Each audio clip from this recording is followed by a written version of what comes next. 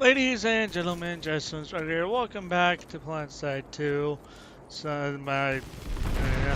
Sunstrider's Guide to Planetside 2 is what I should say. And I'm recording this a couple days in advance because although it's Wednesday night right now, I work all weekend, so I won't be able to record a new part this week for this weekend because I work Friday, Saturday, and Sunday. So rip that. I'm just going to do it now. This time around, we are going to be talking about implants. Thank you. Implants are kind of like permanent kill streaks, if you want to, dare I say, to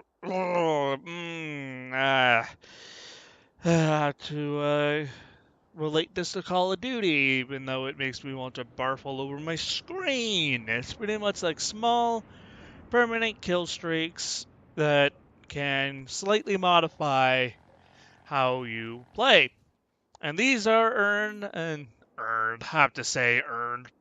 these are bought through certification points and Daybreak. So, it is kind of a cash grab, but you can receive basic implant packs by your faction winning events and alerts, and you actually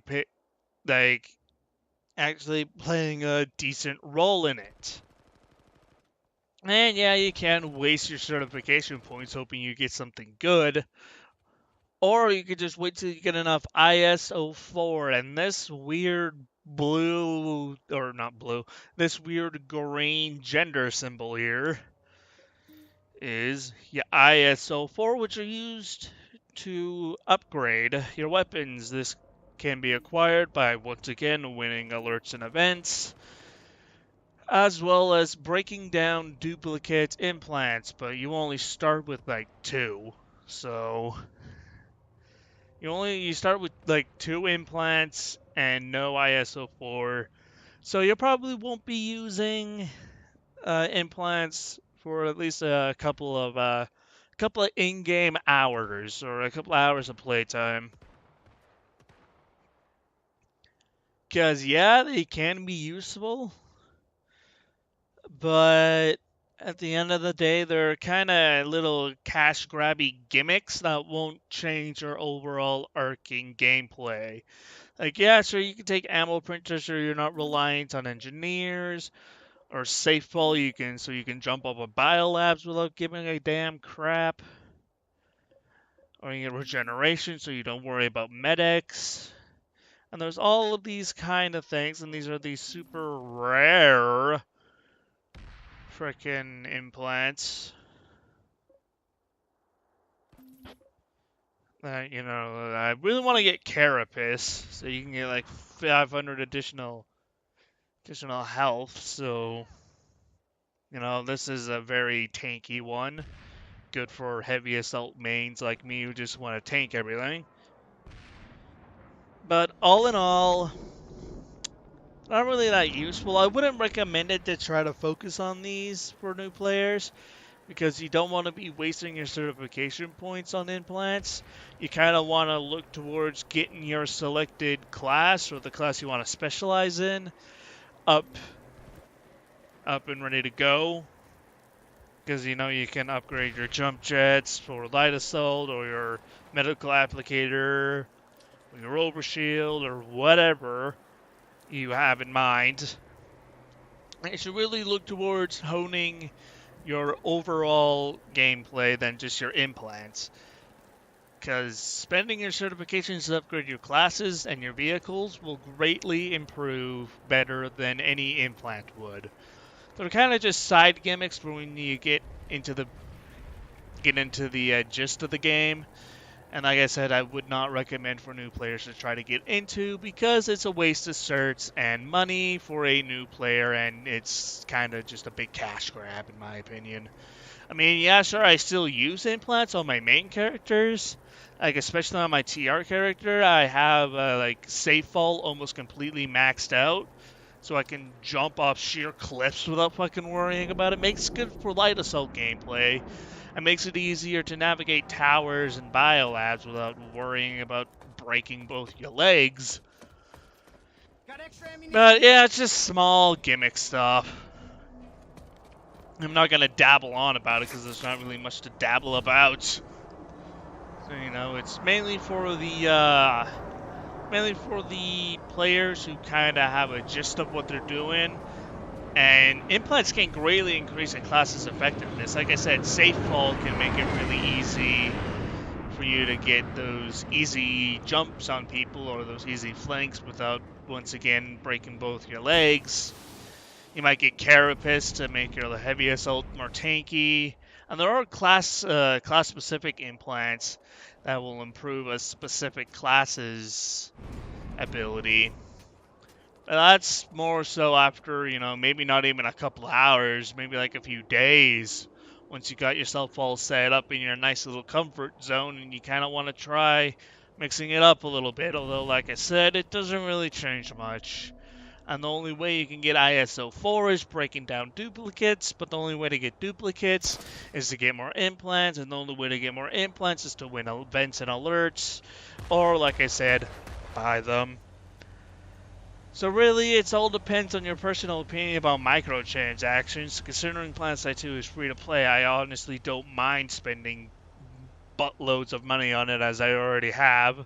So I am kind of a little biased in that regard. But if you really, really, really don't like microtransactions, I would probably suggest you just don't even fucking worry about it. It's not worth a new player's time to dive into implants.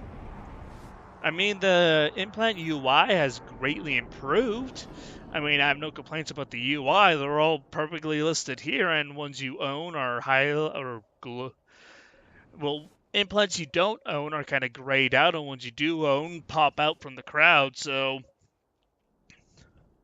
I mean, I see no problem in the UI. It's just a way of acquiring these implants, or a better way to implement implant, no pun intended, is maybe through the directive line. And I probably might as well go over directives right now, so, kind of leading into it. So directives are kind of personal mini objectives specific to your single character. They won't carry across characters of the same faction, even if they're on the same server or whatever. Implants can kind of lead you towards a specific class or vehicle or weapon if you really want to. They range anywhere from basic infantry stuff, like engineer, getting kills with your monitorings, repair ribbons. And you get ribbons by just doing whatever the hell they say. Repair. You repair a max unit, you get points towards your repair ribbon. Resupply. You give people ammo from your ammo packs. You get points towards your resupply ribbons. And it's pretty straightforward stuff. And honestly, directives are kind of what keeps me in the game right now. Because, I mean, there's no overarching story unless you read up on it or watch my first episode of my Guide to Planetside 2. And overall, in-game, you're really only fighting for the flying fuck of it if you don't know the lore. Like, yeah, sure, you get fancy stuff from locking continents, but you just move on to the next one. It's just a never-ending game. And these directives can kind of act as personal guides for whatever class or weapon you're using. Now, I prefer to go for the weapon stuff, because at the end of each weapon grind, you get a big fancy gun. And that would be the Butcher for the LMGs, which I recently finished, and I recently made my Butcher only video special thing. Oh, that is cool. And my next weapon grind is going to be LMGs on the new Conglomerate. So there you go. And then you can go for stuff for special events, which is the summer thing, vehicles. You can master the art of the Flash, get a fancy thing, and Lumifire trim. But a better way to better make implants accessible by not by pretty much only giving you a handful of useless points. Like there's no use for these points. Instead of just giving you these useless points and then, something fancy at the very end, maybe give maybe like a basic implant for this one and a deluxe implant for this one, and then you get the big main thing at the end here. It's just a little thing that I've dabbled with in my mind, implementing implant pack rewards in with directives just to make them a little bit more accessible to the new players, because I can definitely see a new player wanting to master their heavy assaulting. Oh.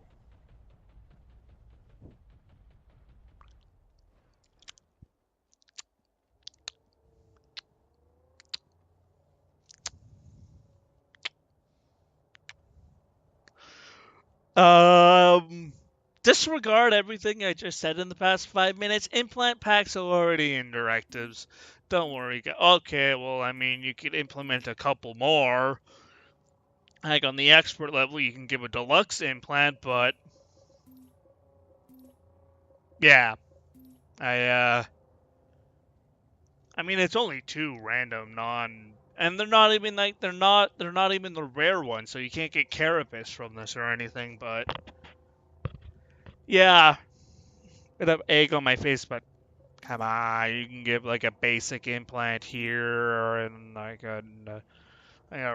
the deluxe pack here, which I feel really stupid now, but at least they're only novice packs, and you can't even buy those packs. Yeah, it's just basic, which gives you 3. Deluxe, which gives you 9, and then the ISO 4 recycler that gives you only 1.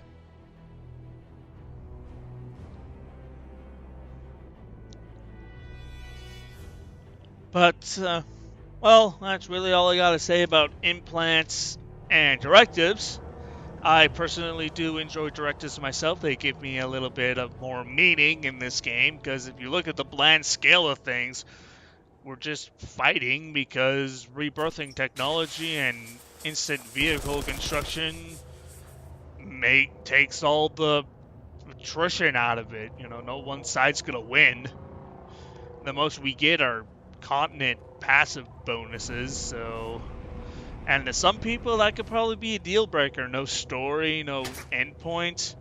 But to others, it keeps the flow up. You don't have to deal with lobbies, or trying to find a host, or trying to find other players. It's just you jump in and you see what happens. Anyway, that's going to call it here for today's episode of Sunstrider's Guide to Planetside 2. I don't even know what to talk about next time, but I'm sure I'll think of something, hopefully. But that's going to call it here. Hope you guys enjoyed. Questions will be taken, of course, and I'm out. Peace.